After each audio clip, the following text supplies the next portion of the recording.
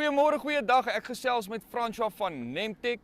Hy gaan bietjie met ons chat oor hulle produkte, elektrifisering en drade ensovoorts. Kom ons hoor bietjie wat kan hulle vir ons bied. François, hoe gaan dit vandag? Goed, dankie en self aan u. Baie lekker, dankie. Hoorie François, vertel my bietjie wat is Nemtech? So Nemtech, ons spesialiseer vervaardiging van elektriese omheinings toerusting. Ons vervaardig alles baie locally en dan ook ons install nie self nie. Ons vervaardig net en ons distribueer die produkte. Ons bied 'n reeks verskillende solutions aan vir die boere. Enigiets van tydelike heininge, permanente heininge, as ook drukbewydingsheininge.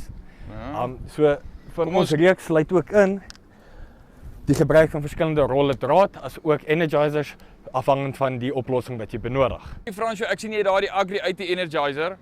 Sê my bietjie, wat se volts gee daai ouetjie vir 'n boer? Kyk, daai Agri IT gaan vir dieselfde gee as al ons ander energizers. Hulle is volgens regulasie. Ja. So hy gaan vir jou enigiets tussen 9000 en 9500 gee.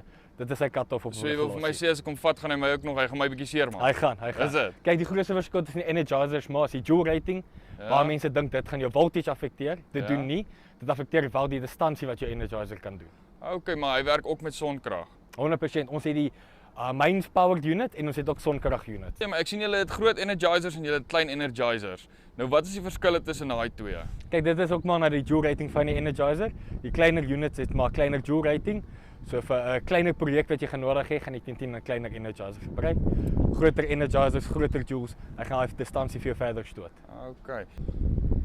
Nou, doen julle net die agri of doen julle die sekuriteit ook? So ons doen beide kante. Soos ek gesê het, ons kan vir die boere wat 'n tydelike oplossing nodig het, wat nie alarm nodig het nie, dit is waar ons agri units in werking kom.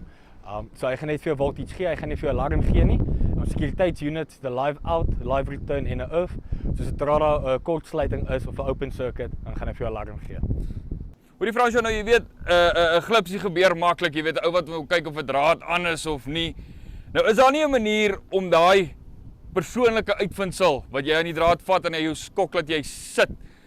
Is daar nie 'n manier om daai te oorkom nie? 100%. So ons het twee stelsels wat ons kan gebruik. Ja. Ons het ons basiese fence meter. Hy gebruik jou as reference to earth, so jy sit hom op jou lewendige draad, jou koperplaatjie hierbo. Hy gaan vir jou lesing gee.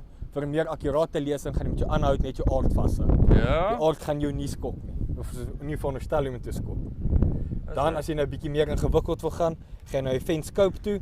Hy gaan vir jou met twee leads kom. Ja. Kan jy hulle op net op jou live en op jou earth klip. Maar hy het ook die funksie van die probe om net op die heining te sit. Hoorie nou, is daar 'n manier op daai masjienkie wat as ek hom gebruik, werk hy reg, maar as my skoonma hom gebruik, dan werk hy nie so reg nie. Sy dink net hy werk reg. Nee, ons sê maar, of ek sê maar die probleem lê nooit by die toerusting nie, maar tussen die vloer en die toerusting. Hoe kom die ouens met julle in kontak? So ons hoofkantoor is gebaseer in Randburg. Ons het wel ook takke reg oor die land, Kaapstad, Bloemfontein, Nelspruit en KZN. Ons verskaf ook aan baie koöperasies.